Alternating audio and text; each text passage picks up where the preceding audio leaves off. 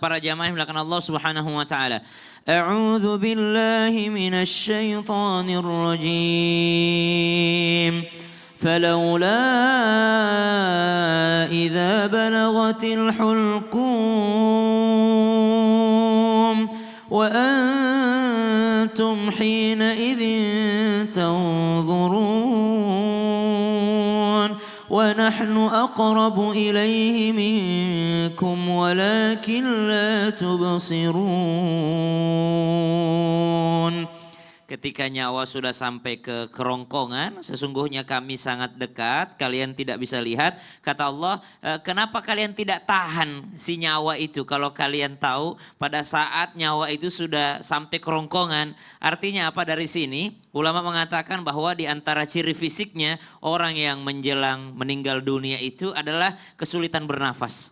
Jadi orang kalau sudah agak ngorok-ngorok itu, biasa sudah dekat itu, jangan jauh-jauh darinya, tinggal dibimbing saja Allah, Allah, Allah, Allah. Kenapa? Karena sudah mulai sempit nafasnya untuk bernafas. Itu ada di dalam surah Al-Waqiah ayat 83. Kemudian disebutkan juga bahwa kalau ciri fisiknya bukan hanya ngoroknya itu, tapi ternyata kadangkala dia lupa bernafas. Ibu, orang kalau lupa bernafas mati enggak, Bu?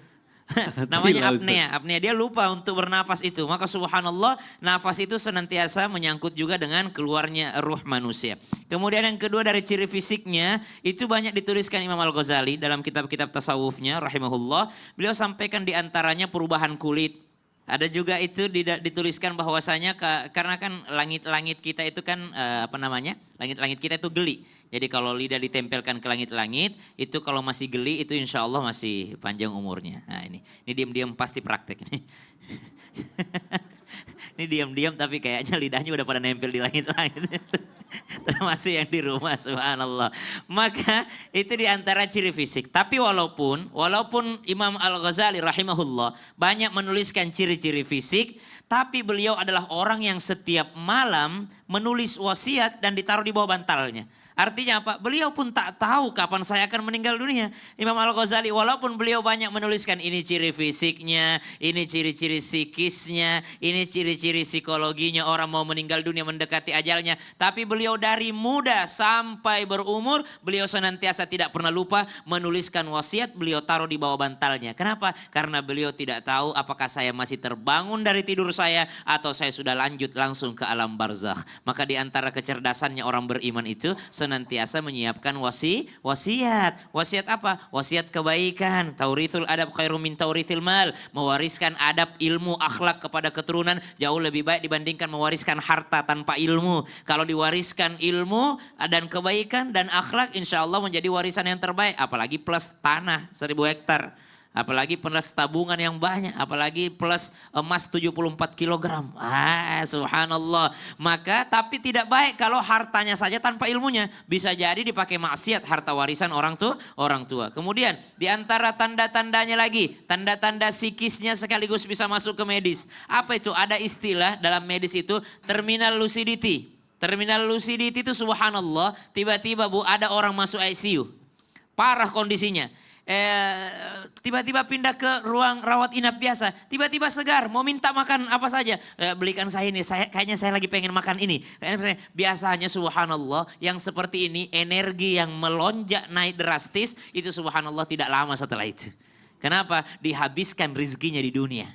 Dihabiskan rezekinya di dunia subhanallah. Maka ada ulama itu tidak mau membaca doa duha.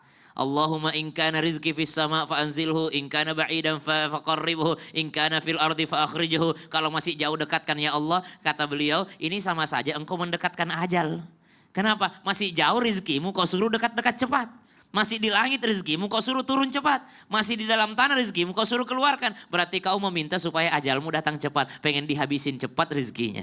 Karena tidak akan wafat seseorang kalau belum habis rezekinya. Makanya diajarkan guru kita di mimbar Islam Indah Ustaz Maulana. Kalau begitu jangan minta rezekinya. Tapi minta tambahannya. Karena rezeki itu bisa ditambah sama Allah. Apalagi tambahan keberkahannya. Barik lana fima rozaqtana wa qina adzabannar. Minta keberkahan akan ditambahin keberkahan sama Allah. Walaupun rezeki sudah ada, sudah ditakar, tidak akan tertukar, tapi bisa ditambah keberkahannya oleh Allah Subhanahu wa taala. Nah, pertanyaan terakhir, sebagai muslim bolehkah kita percaya akan tanda-tanda itu? Jawabannya boleh. Supaya apa? Supaya kita selalu waspada akan kematian. Termasuk kematian orang-orang terdekat kita. Di antaranya telinga yang sudah layu. Di antaranya rambut yang sudah tidak hitam lagi semuanya. Di antaranya dulu badannya tegap, sekarang sudah membungkuk. Pandang itu pada orang tuamu, wahai anak-anak soleh. Pandang itu pada orang-orang tua kita. Dahulu orang tua kita subhanallah segar bugar. Masih ingat gak dulu masih digonceng motor pergi sekolah? Masih ingat gak dulu bapaknya masih segar? Sekarang pandang wajah mereka sudah tidak seperti dulu. Sesungguhnya itu adalah tanda-tanda mendekati kematian. Maka jangan pernah menyia-nyiakan orang tua.